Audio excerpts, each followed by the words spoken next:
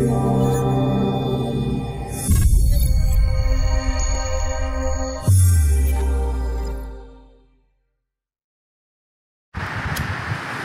going on, man? What up, though?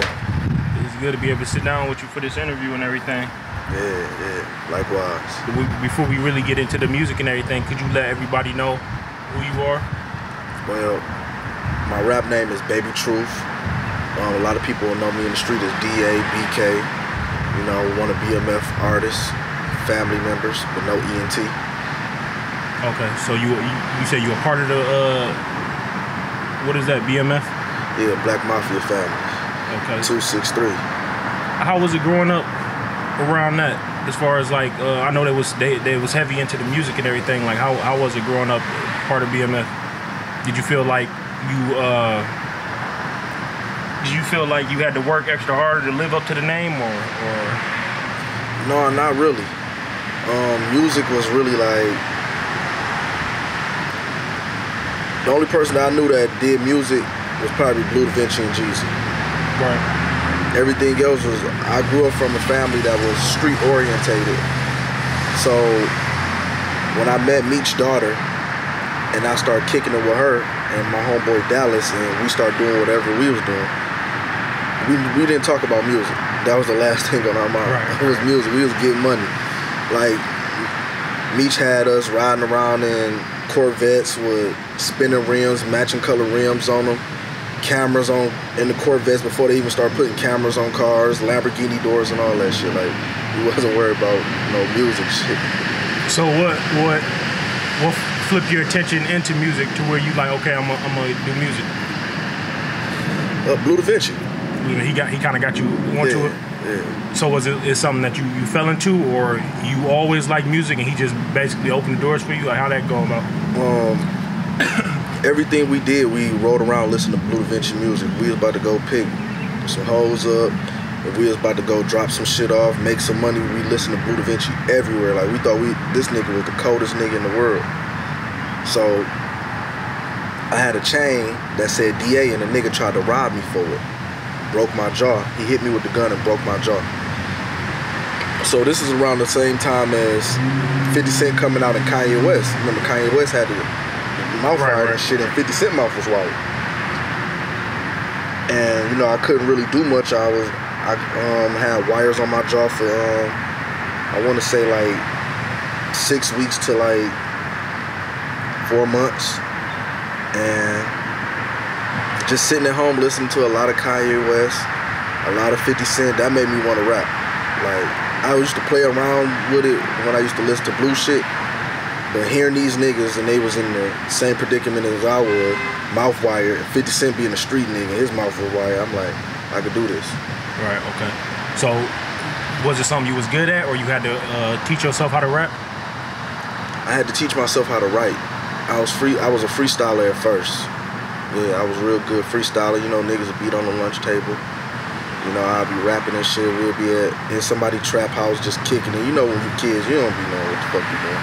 You in somebody else's trap house, niggas making beats, and y'all just rapping and shit. I was good at freestyling. So what? When you started writing, when you started to teach yourself how to write, like basically, where did you draw your inspiration from? Old school rap. Old school. You listen to a lot of old school rap? A lot of old school rap. Like name some artists besides the ones you already named. I listen to all Jay-Z shit. I'm talking about niggas like Ice Cube, NWA, Big Daddy Kane, all of Death Row, all of that Shiny Suit P. Diddy shit. Like, I listen to all that old, now what people consider old school nowadays, I listen to all that shit. Because I grew up in a household where we didn't play music. At all? Church music. That's all we played. Okay.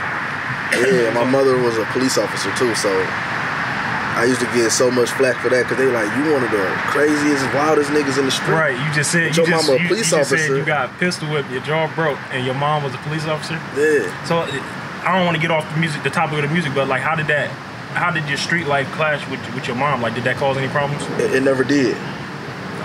It's still to this day with my life today, I just learned how to play it very well. Like, a lot of people still don't know what I do. Right. You know? Okay, so back to the music. So you say you listen to a lot of Jay-Z, and that's what you was inspired by. Now, as far as like the topic of the music, since you say you lived the street life and you did all that and everything, do you bring that to your music, or do you want to kind of stay away from that and rap about other things? I do both, but I try not to focus on it so much, because if you really did it, it's like that shit old. Right. I be feeling like P. Diddy once had an artist named Loon, and everybody thought Loon was just rapping for the women and all of that, but Loon was a real street nigga. He doing life in jail right now. Right.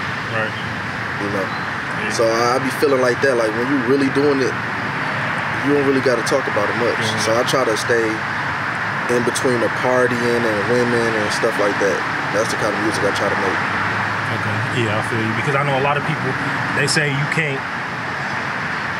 Well, it was an interview with Boosie I was watching, and he said the ones that's really out here doing it, they not rapping, and the one that's rapping, they really can't be out here doing it. So going down this path, the music path, you ready to give up everything and just focus on one thing? Yeah, like even with my social media sites, if everybody go back to 2 months ago, I never even had my face on it.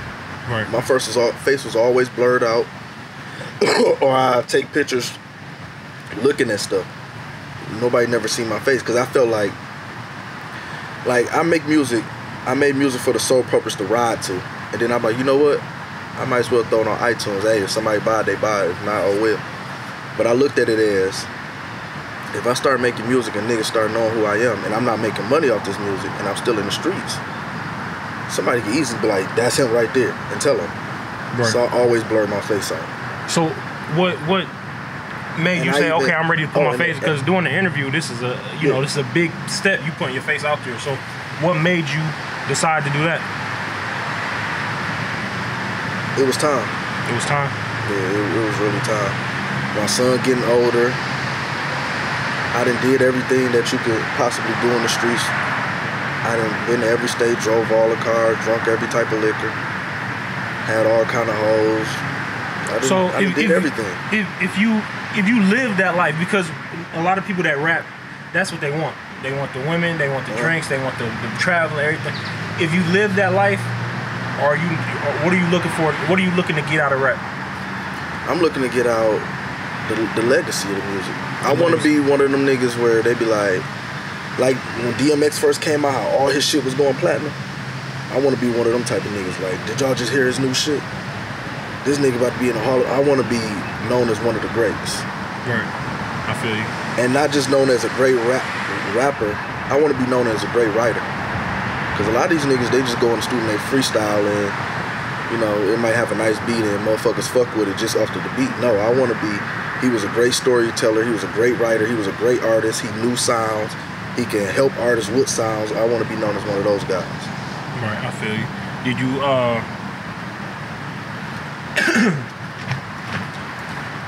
so you say you want to be great, you want to be legendary. Like, do you consider yourself a lyricist, or do you just, like, are you a rapper? Because a lot of people take pride in their lyricism, with what they say and their bars and their punchlines. Like, are you that type?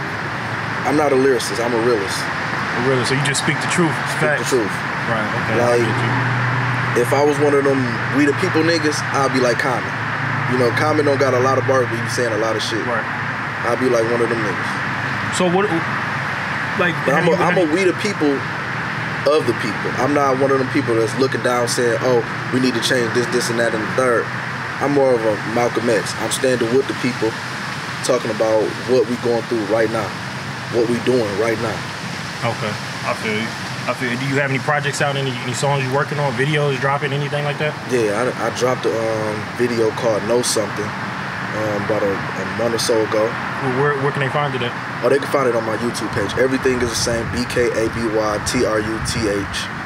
Everything. That's across all platforms? Yeah, all platforms. Are you working on anything else? Yeah, I'm always working on music.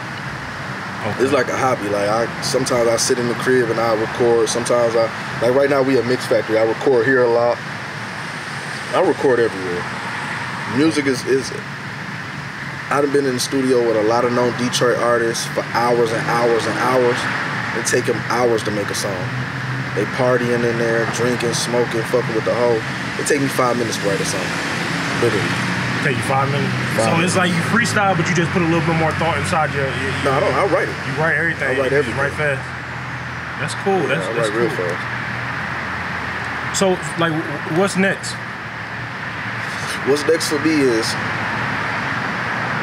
awareness. I got over 50 songs on iTunes, Spotify, all that shit. So now it's about awareness. Because at first I wasn't putting my face out. Now it's time for me to do these interviews, these videos, pay these blog sites to post and all that shit. It's just really about awareness right now. I'm working with Jeezy old manager, Kinky B, the starter of CTE with him, one of his best friends.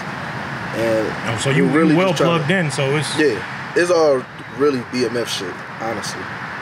I've been around it a lot. It's just I never took the shit like serious. Okay, I feel you. Well, once again, can you get the people an opportunity to follow you and search your music? Can you plug it again? What you say it was? Everybody who want to follow me, have a conversation with me, Bkabytruth. My name is Babytruth. The K is on there because, I'm from 7 Mile BK. That's all across every platform, Twitter, everything. I'm on that. Okay, man. I appreciate being able to sit down with you, man. We're going to have some more sit-downs and get deeper into things, but we just want to give the people a little taste of who you are and what's going on. Yeah, we definitely are, and we're going to shoot some videos. All right, for sure, man.